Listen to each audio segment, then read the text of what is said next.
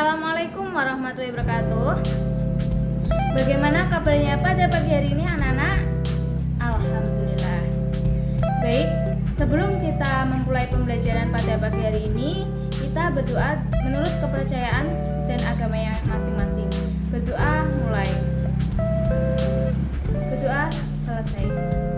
Baik, sebelum kita memulai pembelajaran pada pagi hari ini, yaitu materi komposisi fungsi.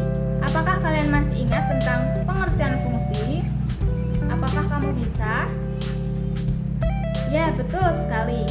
Fungsi adalah relasi yang memetakan setiap elemen himpunan A dengan tepat satu elemen ke himpunan B.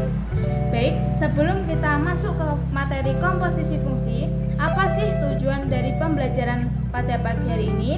Yang pertama, dapat menjelaskan pengertian komposisi fungsi. Yang kedua, menyebutkan dan menjelaskan sifat-sifat komposisi fungsi.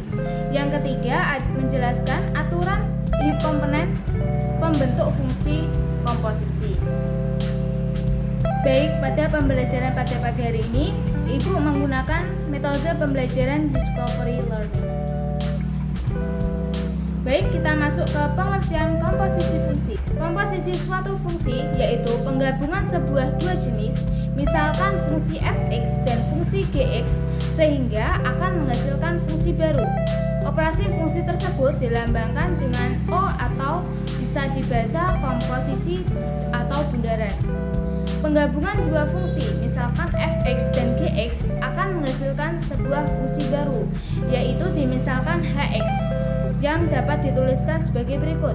Yang pertama, ada fungsi bundaran fgx sama dengan fgx, disebut fungsi komposisi dari f dan g. Artinya, fungsi gx dapat disubstitusikan ke dalam fungsi fx. Yang kedua, ada fungsi g bundaran fx sama dengan g fx, disebut fungsi komposisi dari g dan f. Artinya, fungsi fx akan disubstitusikan ke dalam fungsi gx.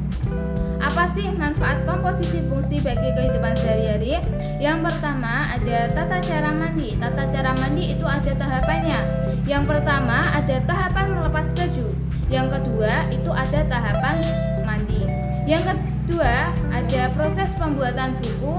Yang ketiga, ada proses pembuatan emas menjadi perhiasan. Berikut itulah contoh dari fungsi komposisi bagi kehidupan sehari-hari.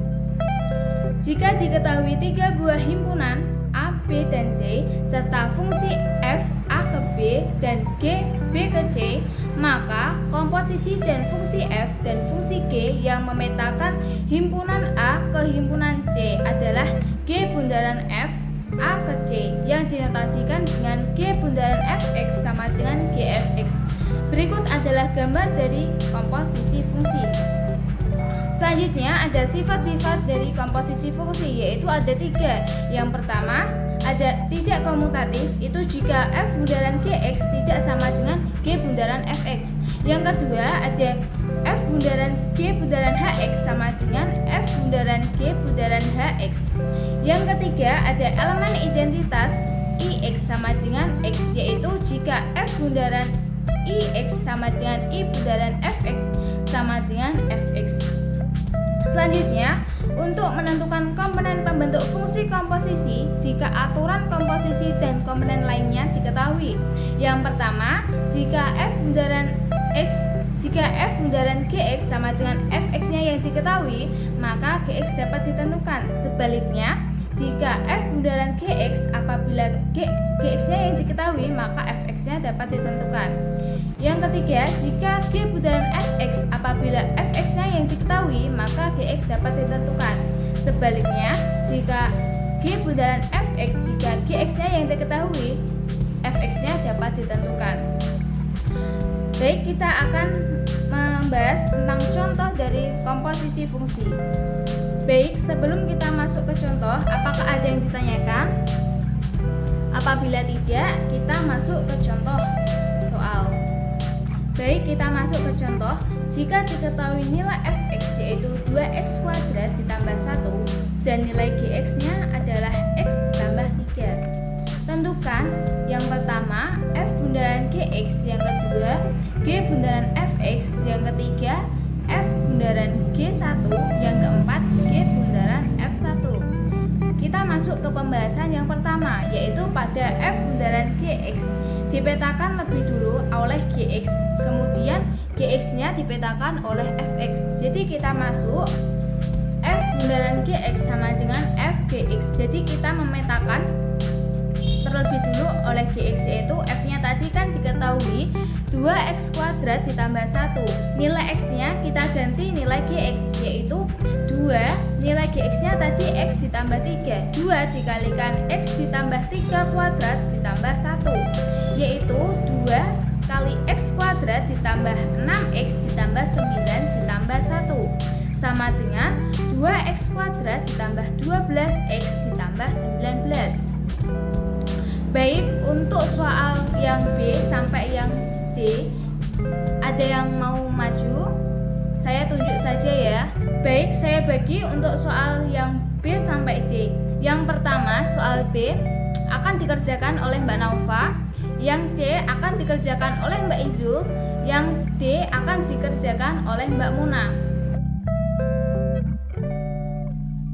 Baik, untuk pembahasan tadi sudah benar ya anak-anak. Baik, selanjutnya Ibu akan berikan tugas kelompok, yaitu nanti satu kelompoknya terdiri dari 2 orang. Nanti Ibu kasih soalnya pada setiap kelompok dan nanti didiskusikan dan nanti presentasikan di depan kelas. Dan saya beri waktu 30 menit dalam mengerjakan tugas kelompok nanti. Ayo yang belakang didengarkan ya, jangan bicara sendiri, nanti nggak bisa loh untuk ngerjainnya. Baik, untuk presentasinya ini hasilnya sudah sesuai ya sama yang lain.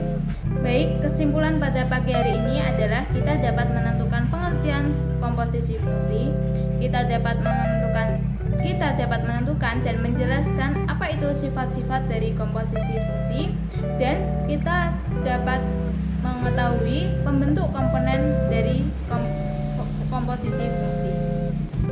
Baik, apakah sampai sini ada yang ditanyakan? Baik, kalau tidak, Ibu akhiri pembelajaran pada pagi hari ini. Semoga apa yang kita pelajari pada pagi hari ini bermanfaat untuk kita semua. Baik, Ibu akhiri. Terima kasih atas waktu dan partisipasinya dari kalian. Terima kasih. Wassalamualaikum warahmatullahi wabarakatuh.